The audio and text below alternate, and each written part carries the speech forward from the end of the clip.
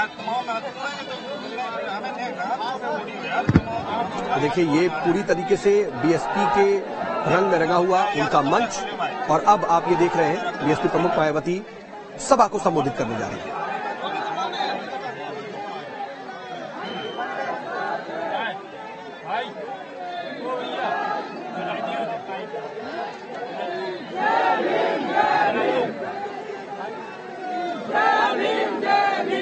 BSP की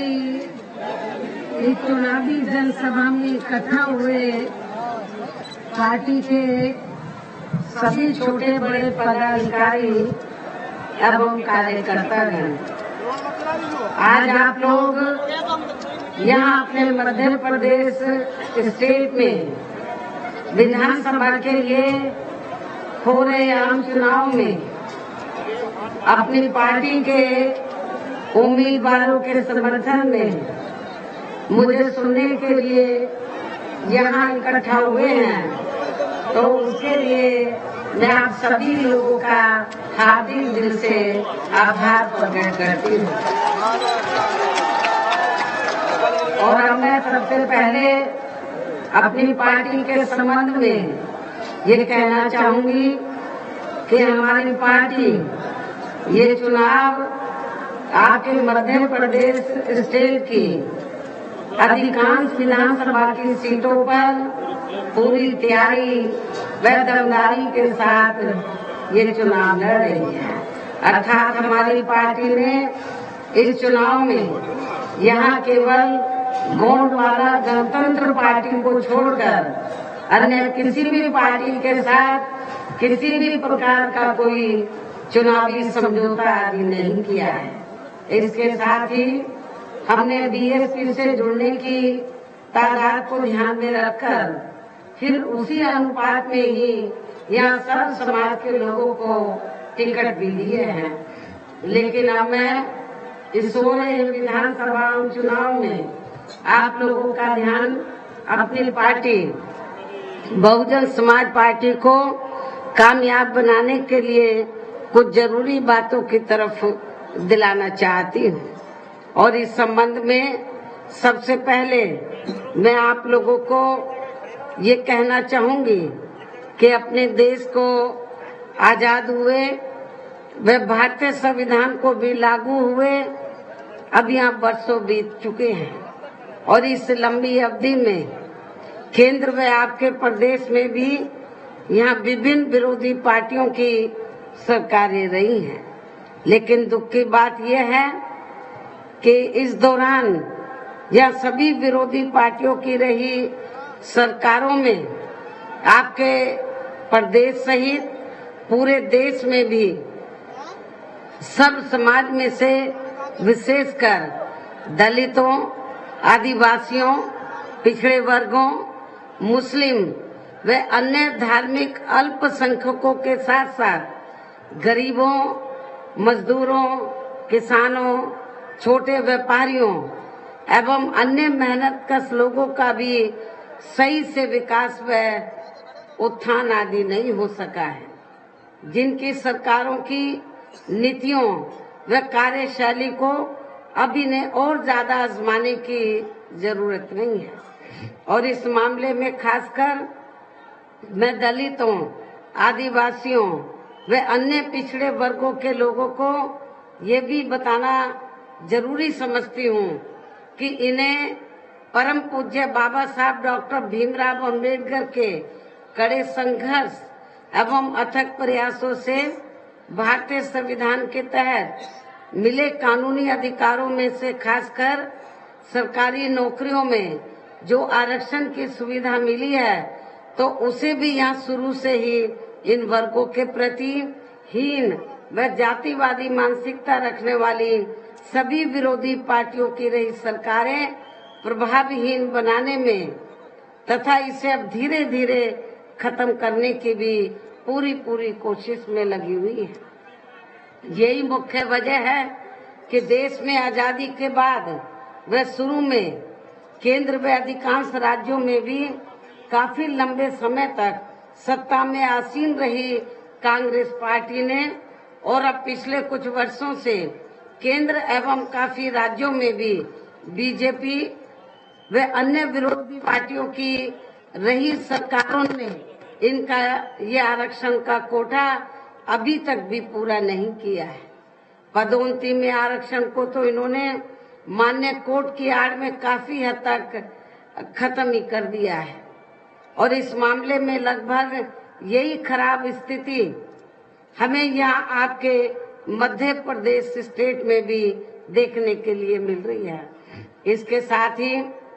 अब इन वर्गों के लोगों को प्राइवेट सेक्टर में आरक्षण दिए जाने की व्यवस्था किए बिना ही केंद्र व राज्यों में भी ज्यादातर सरकारी कार्य यहाँ प्राइवेट सेक्टर के जरिए देश के अधिकांश बड़े बड़े पूंजीपतियों व धन्ना सेठों को ही दिए जा रहे हैं,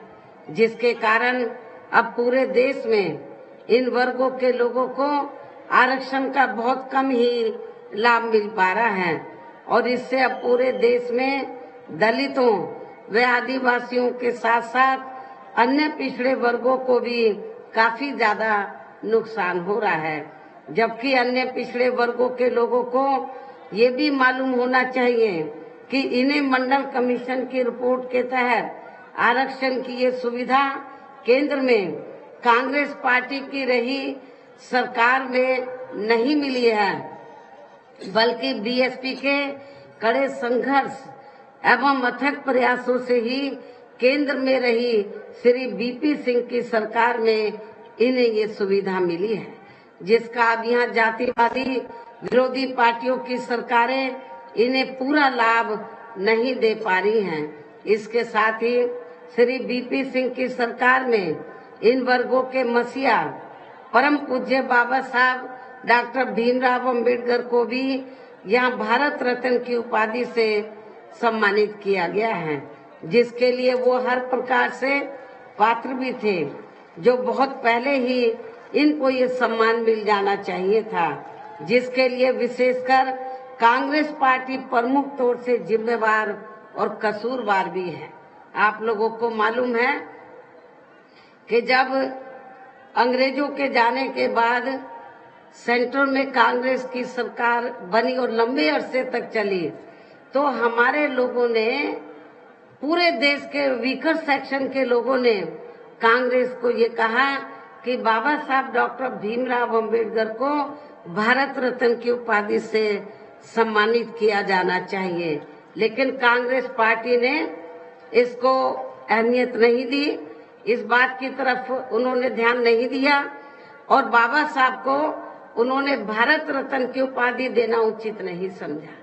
जो कांग्रेस पार्टी आज दलितों के बीच में आकर कहती है कि हमें वोट दे दो, जो कांग्रेस पार्टी के नेता लोग कहते हैं, मैं दलितों से पूछना चाहती हूँ, आदिवासियों से, पिछड़ों से, कि जिस कांग्रेस पार्टी ने आपके बाबा साहब को भारत रत्न की उपाधि से सम्मानित नहीं किया, क्या ऐसी कांग्रेस पार्टी को आप वोट देना चाहेंगे? जिन और बाबा साहब डॉक्टर अंबेडकर के अथक प्रयासों से, जबकि आप लोगों को जिंदगी के हर पहलू में आगे बढ़ने का मौका मिला है, आरक्षण मिला है, वोट का अधिकार मिला है, आज जो थोड़ी घनी सहूलतें आप लोगों को मिल रही हैं, तो इसकी देन न कांग्रेस बीजेपी किसी पार्टी की नहीं है, बल्कि परम पूज्य बाबा साहब डॉक्टर अंबेडकर की है। यहाँ मैं ये भी बताना चाहती हूँ कि यदि कांग्रेस पार्टी ने कुछ किया होता वीकर सेक्शन के लिए, तो फिर परम पूज्य बाबा साहब डॉक्टर अंबेडकर को आप लोगों को ये सलाह देने की जरूरत नहीं पड़ती कि आप लोगों को अपनी अलग से पार्टी बनानी चाहिए। तो इसलिए मैं आप लोगों को ये बताना चाहती हूँ कि ये जो जातिवादी पार्टियां हैं, वीकर सेक्शन के खिलाफ जो पार्टियां हैं, इनको वोट देकर, इनको सत्ता में बैठाकर आप लोगों का भला होने वाला नहीं है। तो लेकिन इससे इन वर्गों के प्रति इन सभी पार्टियों की हीन व जातिवादी मानसिकता साफ झलकती है, खास तौर से कांग्रेस पार्टी की, जिसने फिर अपने कारवां को आगे बढ़ाने वाले व हर मामले में समर्पित व्यक्तित्व मान्यवर श्री कांशीराम जी के देहांत होने पर केंद्र में रही इसी कांग्रेस पार्टी की सरकार के चलते एक दिन का भी राष्ट्रीय शोक घोषित नहीं किया गया था। इसी कांग्रेस पार्टी के सेंटर में सरकार थी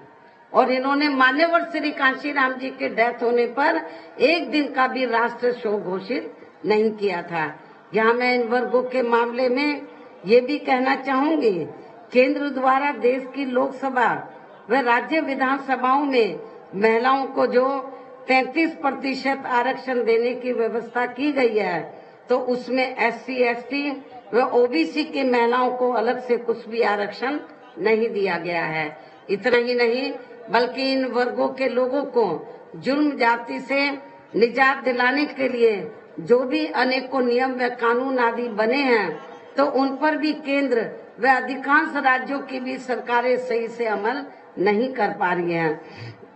जिससे अब यहाँ खासकर दलितों व आदिवासियों के ऊपर शोषण करने वाले लोगों का मनोबल और भी ज्यादा बढ़ा है। और ये सब हमें यहाँ आपके मध्य प्रदेश स्टेट में भी काफी कुछ देखने के लिए मिल रहा है। इसी प्रकार हमें पूरे देश में मुस्लिम व अन्य धार्मिक अल्पसंख्यक समाज के लोगों की भी हालत कोई खास अच्छी नजर नहीं आती है, जिसका काफी कुछ खुलासा केंद्र सरकार की सच्चर कमेटी की रिपोर्ट में भी किया गया है। इनके साथ साथ अपर कास्ट समाज में से खासकर गरीब लोगों की भी आर्थिक स्थिति अभी भी पूरे देश में यहाँ काफी ज्यादा खराब व दयनीय हालत में बनी हुई है। इनके अलावा आपके प्रदेश सहित पूरे देश में सर्व समाज में से विशेषकर यहाँ गरीब, मजदूर, किसान, कर्मचारी, व्यापारी एवं अन्य मेहनतकश लोग भी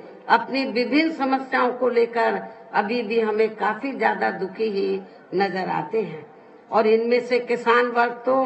केंद्र की वर्तमान भाजपा सरकार द्वारा बनाई गई गलत नीतियों के कारण काफी ज्यादा परेशान रहा है और आंदोलित भी रहा है। लेकिन इन सब की मुख्य वजह हमारी पार्टी केंद्र व आपके मध्य प्रदेश स्टेट में भी यहाँ अब तक की रही सभी विरोधी पार्टियों की सरकारों की जातिवादी, पूंजीवादी व संकीर्ण मानसिकता के तहत बनाई गई उनकी गलत नीतियों व गलत कार्य प्रणाली को ही काफी हद तक जिम्मेवार मानकर चलती हैं। और इस मामले में खासकर इनकी गलत आर्थिक नीतियों की वजह से ही आए दिन पूरे देश में गरीबी, बेरोजगारी व महंगाई आदि भी काफी ज्यादा बढ़ रही है। हालांकि इस मामले में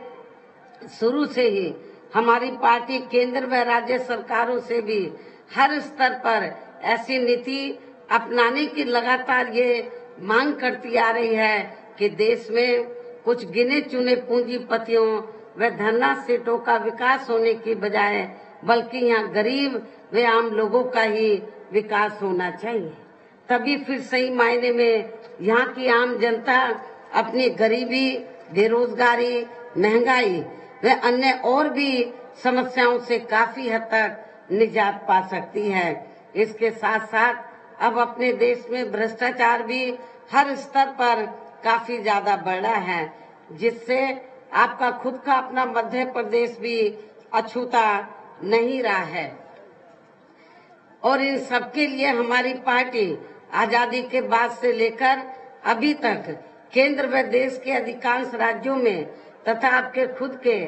अपने मध्य प्रदेश स्टेट में भी ज्यादातर सत्ता यहाँ गलत पार्टियों में से खासकर कांग्रेस, बीजेपी व इनकी सहयोगी पार्टियों के हाथों में ही आने को मानकर चलती है। और इन सभी विरोधी पार्टियों को हमारी पार्टी इसलिए जिम्मेवार मानकर चलती है क्योंकि आजादी के बाद से लेकर अभी तक लगभग ये सभी विरोधी पार्टियां केंद्र व देश के अधिकांश राज्यों में भी ज्यादातर यहाँ बड़े बड़े पूंजीपतियों व धन्ना सेठों की ही आर्थिक मदद से सत्ता में आती रही हैं। और सत्ता में आ जाने के बाद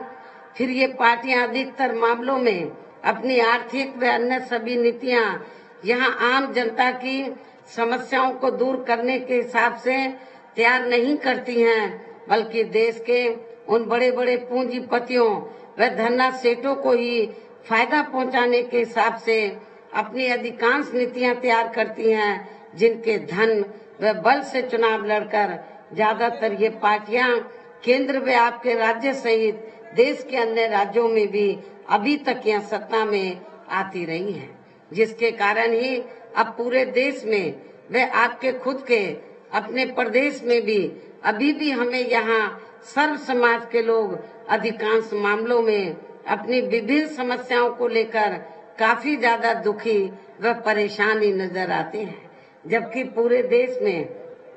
बीएसपी ही अकेली एक ऐसी पार्टी है जो विरोधी पार्टियों की तरह देश के बड़े बड़े पूंजीपतियों व धन्ना सेठों की आर्थिक मदद से नहीं, बल्कि अपनी पार्टी के ही आम कार्यकर्ताओं की आर्थिक मदद से चुनाव लड़कर यहाँ केंद्र व राज्यों की सत्ता में आना चाहती है, ताकि हमारी पार्टी सत्ता में आने के बाद फिर बिना किसी दबाव के व आजाद होकर सर्व समाज के लोगों की सभी समस्याओं का समाधान करके उन्हें हर मामले में व हर स्तर पर खुशहाल बना सके। और इसी आधार पर चलकर ही आबादी के हिसाब से देश के सबसे बड़े प्रदेश उत्तर प्रदेश में 4 बार हमारी पार्टी ने अपने नेतृत्व में वहां सरकार भी बनाई है, और हमने अपनी सभी चारों रही सरकारों में अपनी पार्टी के विचारधारा एवं सिद्धांतों के तहत चलकर वैसे तो वहाँ सर्व समाज के हितों का पूरा ध्यान रखा है, लेकिन सभी मामलों में प्राथमिकता पहले हमने वहाँ सर्व समाज में से विशेषकर उन दलितों, आदिवासियों, पिछड़े वर्गों, मुस्लिम व अन्य धार्मिक अल्पसंख्यक समाज के लोगों को तथा गरीब एवं असहाय लोगों को ही दिया है, जिनकी वहाँ हर मामले में हर स्तर पर सभी विरोधी पार्टियों की रही सरकारों में उनकी हीन, जातिवादी, संकीर्ण व पूंजीवादी सोच होने के कारण काफी ज्यादा उपेक्षा की गई है। इसके साथ साथ हमने उत्तर प्रदेश में गरीब एवं बेरोजगार लोगों को दूसरी पार्टियों की रही सरकारों की तरह मामूली सा बेरोजगारी भत्ता न देकर उन्हें बड़ी तादाद में सरकारी एवं गैर सरकारी क्षेत्रों में स्थायी रोजगार भी उपलब्ध कराए हैं। साथ ही गरीब भूमिहीन लोगों को खेती करने के लिए उन्हें फ्री सरकारी जमीन भी दी है, जिससे वहाँ लाखों गरीब लोगों को फायदा पहुँचा है, जिनके अपने रहने के लिए मकान नहीं थे। सरकारी खर्चे से हमने गरीब लोगों के मकान भी बना कर दिए, जिसकी नकल अब दूसरी पार्टियां कर रही हैं। इसके अलावा हमारी पार्टी की रही सरकार ने वहाँ विभिन्न क्षेत्रों में लगे लोगों के साथ साथ छात्रों, युवाओं, महिलाओं व बुजुर्गों आदि के हितों में भी अनेकों महत्वपूर्ण व ऐतिहासिक कार्य किए हैं, जिनसे उन्हें काफी ज्यादा लाभ पहुंचा है। साथ ही हमने उत्तर प्रदेश में सर्व समाज के लोगों के ऊपर किसी भी प्रकार की कोई जुर्म, जाति आदि भी नहीं होने दी है। इतना ही नहीं, बल्कि हमारी पार्टी की रही सरकार ने वहाँ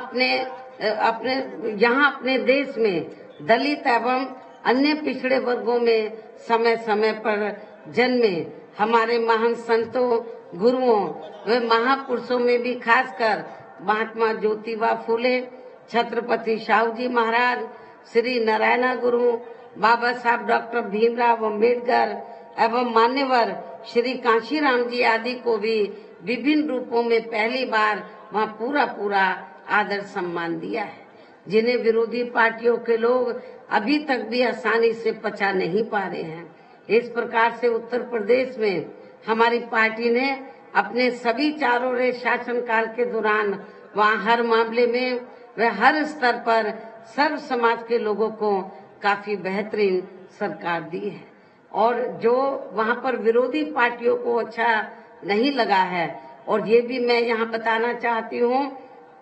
कि जब तक वहाँ चुनाव बैलेट पेपर से होता रहा, हमारी पार्टी का जनाधार बढ़ता रहा। पार्लियामेंट में भी सीटें काफी चुनकर गई, असेंबली में भी सरकारें बनी, लेकिन जब से चुनाव ईवीएम के जरिए होना शुरू हुआ है, तो आपको मालूम है कि ईवीएम में क्या हो रहा है तो कहीं पर इनका बस चल जाता है तो पूरी धांधली करते हैं, जहाँ नहीं चल पाता तो ये सत्ता से बाहर हो जाते हैं। तो जो भी पार्टी, चाहे केंद्र में कांग्रेस पार्टी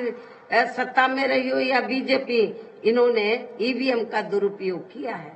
तो इसलिए ईवीएम की वजह से काफी कुछ हमें नुकसान हो रहा है। लेकिन ईवीएम के चक्कर में आप लोग ऐसा मत करना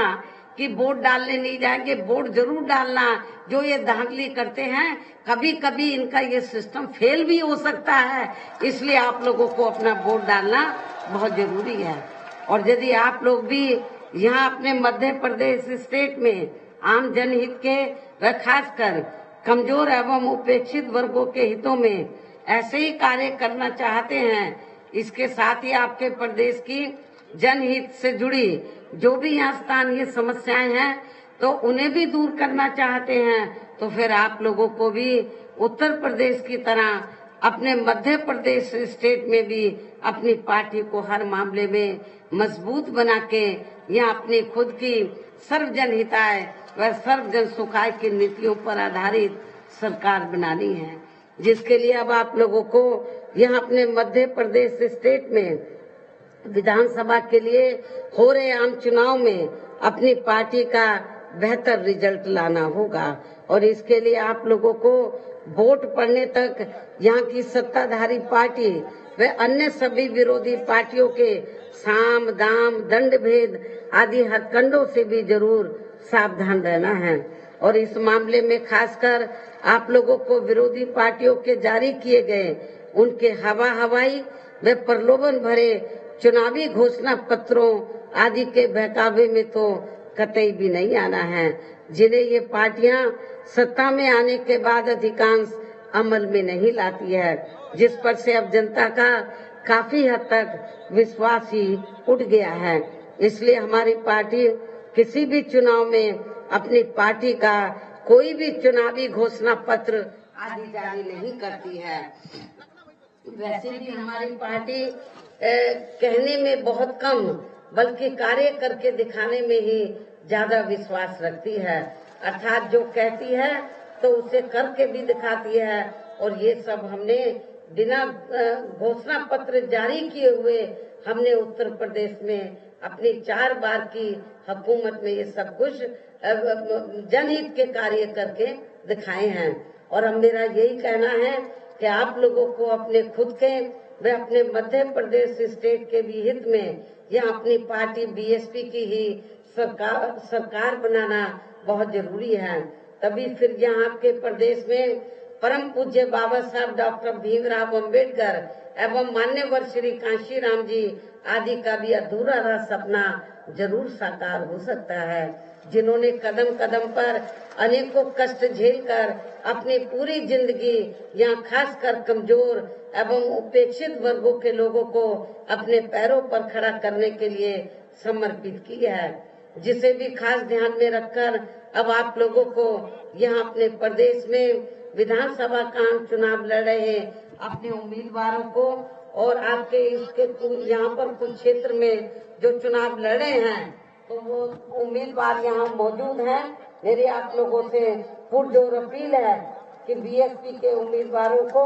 अपनी पार्टी, अपनी बीएसपी पार्टी के हाथी चुनाव चिन्ह के सामने वाले बटन को दबा के उन्हें जरूर जिताना है। और इसके लिए आप लोगों को वोट पड़ने वाले दिन अपने सभी कार्य छोड़कर वे अपने अपने पोलिंग बूथों पर समय से पहुंचकर अपना वोट डालने के लिए जरूर जाना है। और इस मामले में हमारी महिलाएं जो बड़ी संख्या में मुझे सुनने के लिए आई हैं, उनसे भी मेरी दरखास्त है वो भी वोट डालने के लिए सुबह सबसे पहले अपने अपने पोलिंग बूथों पर जरूर पहुंचेंगे। इसके साथ ही अपनी पार्टी का एक भी वोट पड़ने से ना रह जाए तो उसका आप लोगों को विशेष ध्यान रखना है। इस प्रकार से आप लोगों को अपनी पार्टी को कामयाब बनाने का हर संभव पूरा प्रयास करना है, जिसके लिए आपके स्थानीय नेताओं के साथ साथ केंद्र से भी श्री रामजी गौतम जो राज्यसभा के सदस्य हैं पार्टी के, तो इनके साथ साथ और भी सेंटर से हमने काफी लोग इधर पिछले कई वर्षों से भेजे हुए हैं, जो जी जान से यहाँ पार्टी को कामयाब बनाने में लगे हैं। और इतना ही नहीं, मैंने आकाश को भी यहाँ पर आपके मध्य प्रदेश में भेजा था और उनकी भी काफी मीटिंगें हुई हैं। तो मेरी आप इन सब लोगों ने मिलकर बहुत मेहनत की है और आप लोगों की भी काफी मेहनत रही है, लेकिन आप लोगों को इस मेहनत को जीत में कन्वर्ट करना है, जीत में बदलना है, अपने कैंडिडेट को जिताना है। तो तब हमें अच्छा लगेगा, ये महसूस होगा कि आप लोगों ने जो मेहनत की है तो वो फल आपके सामने आ गया है। तो आपके जो उम्मीदवार चुनाव के मैदान में हैं, मेरी पुनः आप लोगों से अपील है, उन्हें आप लोग बीएसपी का जो चुनाव चिन्ह हाथी है, हाथी चुनाव चिन्ह के सामने वाले बटन को दबाकर इनको भारी वोटों के अंतर से जरूर जिताना है। इस अपील के साथ ही अब मैं अपनी बात यहीं समाप्त करती हूँ। जय भीम व जय भारत। Hello hello.